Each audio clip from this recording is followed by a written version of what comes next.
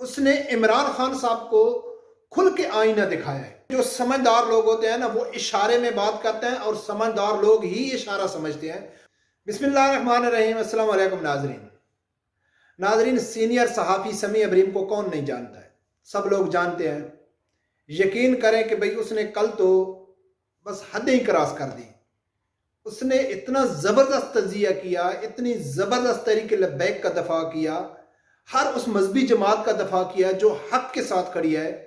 میں یہ سمجھتا ہوں کہ جب سے سمی ابراہیم طریق لبیک کے حق میں یا مذہبی جماعتوں کے حق میں یا ناموس رسالت کے لیے جو آواز اٹھا رہے ہیں، سب سے زیادہ جو اس نے آواز اٹھائی ہے وہ کل والی ویڈیو میں اٹھائی ہے۔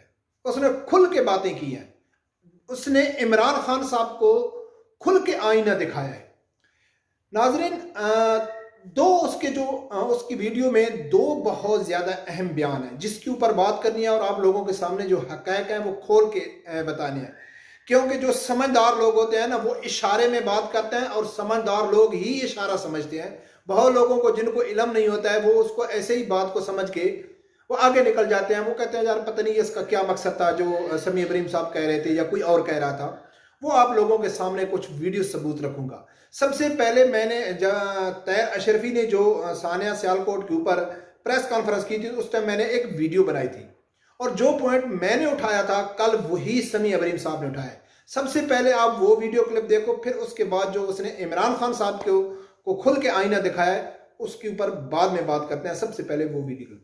اس طاہر اشرفی جس قانون کا بات کر رہے ہیں نا، جس قانون کی کہ ہمارے پاس قانون ہے، تو وہ قانون کون سا ہے کہ آسیہ ملونہ کے لیے علماء اکرام نے 10 سال قانون کا سہارا لیا۔ اسی قانون کے تحت اس کو سزائے موت ہوئی، 3 عدالتوں سے اس کو سزائے موت ہوئی اور اسی قانون نے اس کو باعزت بری کیا۔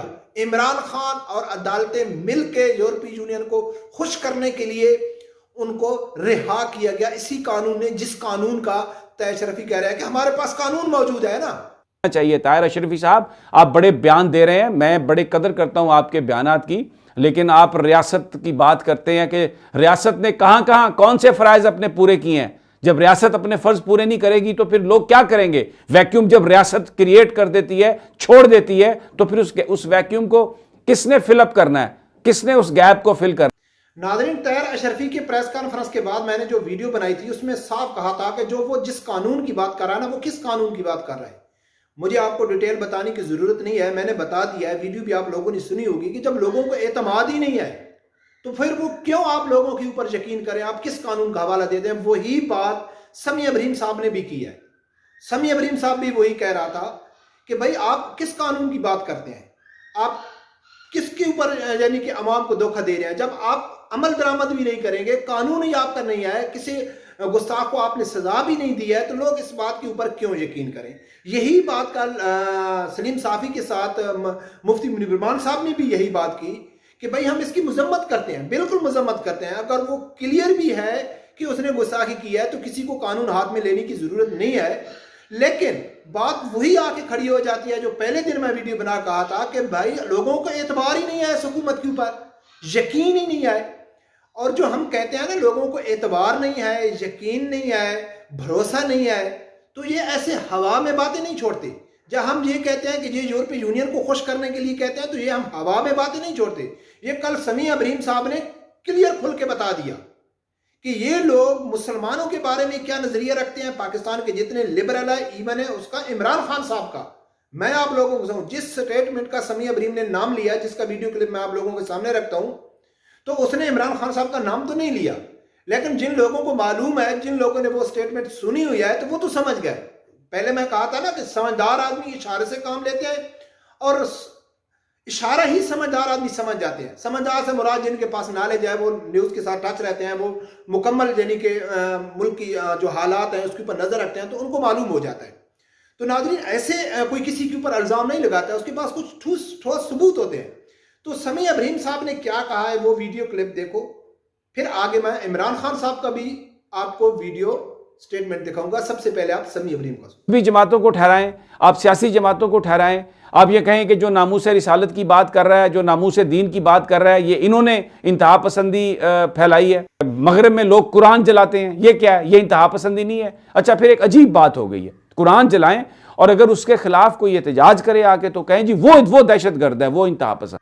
فرانسیسی میگزین نے خاکے چھاپے نبی پاک صلی اللہ علیہ وسلم کے، مسلمان کہہ رہے ہیں کہ آپ ہماری توہین نہ کریں، آپ ہمارے دل کو نہ تکلیف دیں، نبی پاک صلی اللہ علیہ وسلم کے لیے ہم کٹ مرنے کے لیے تیار ہیں۔ فرانس والے کہتے ہیں یہ ہماری آزادی ہے، اظہار رائے ہے اور ہم تو یہ کریں گے۔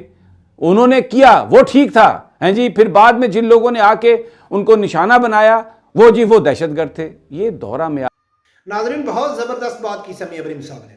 سمی ابراہیم صاحب کہتا ہے کہ جو قرآن پاک کو جلاتے ہیں، شہید کرتے ہیں، ان کو لوگ دہشت گرد نہیں کہتا ہے، جو ان کو مارتے ہیں ان کو لوگ دہشت گرد کہتا ہے۔ جو فرانس میں گستاخانہ خاکی ہوئے جب وہ ٹیچر تھا اس کو لوگ دہشت گرد نہیں کہتا ہے، لیکن اس کے اوپر جب مسلمان ان کے خلاف ایکشن لیتے ہیں تو ان کو دہشت گرد کہا جاتا ہے۔ جی ہاں، وہ کس کی طرف اشارہ تھا سمی ابراہیم صاحب کا؟ کس کو کہہ رہے تھے؟ کون لوگ ہیں کہ جو فرانس میں مسلمانوں نے جو ان گستاخوں کو جہنم الواصل کیا تھا تو اس ٹائم اور کسی نے نہیں۔ جی ہاں، آپ چونک جائیں گے، اسلامی جمہوریہ پاکستان کا موجودہ وزیر اعظم عمران خان صاحب نے سٹیٹمنٹ دیا تھا، کہتے ہیں کہ جو فرانس میں مسلمانوں نے دہشت گردی کی ہے اس کی میں پرزور مذمت کرتا ہوں۔ سنو اس نے کیا کہا ہے۔ وزیر اعظم عمران خان کی ایک ویڈیو سوشل میڈیا پر وائرل ہوئی ہے جس میں انہوں نے فرانس میں ہونے والی دہشت گردی کو مسلمانوں کے کھاتے میں ڈال دیا۔ یہ ویڈیو 4 نومبر کو اسلام آباد میں بوسنیا کے صدر کے ساتھ مشترکہ پریس کانفرنس کی ہے، جس میں وزیر اعظم عمران خان کہہ رہے ہیں کہ ہم دونوں نے فرانس میں مسلمانوں کے ہاتھوں ہونے والی دہشت گردی کی مذمت کی۔ So discussed what's happening in France. Both of us condemned the terrorist acts by Muslims in France, like all countries would condemn. کہ پاکستان میں انتشار کون پھیلا رہا ہے؟ پاکستان کو بدنام کون کر رہا ہے؟ مذہبی جماعتوں کو بدنام کون کر رہا ہے؟ کوئی ایسا پاکستان کا سیاستدان ہے، کوئی ایسا میڈیا والا ہے، کوئی ایسا صحافی، اینکر، کوئی رپورٹر ہے کہ جس نے جہاں نبی پاک صلی اللہ علیہ وسلم کی شان میں گستاخی ہوئی ہو اور ان کو دہشت گردی سے وہ کہیں کہ یہ دہشت گرد ہیں، یہ انتہا پسند ہیں؟ بلکہ عمران خان صاحب نے تو بہت اتنے پیارے الفاظ استعمال کیے تھے فرانس میں جو یہ حرکت ہوئی تھی گستاخانی خاکوں والی۔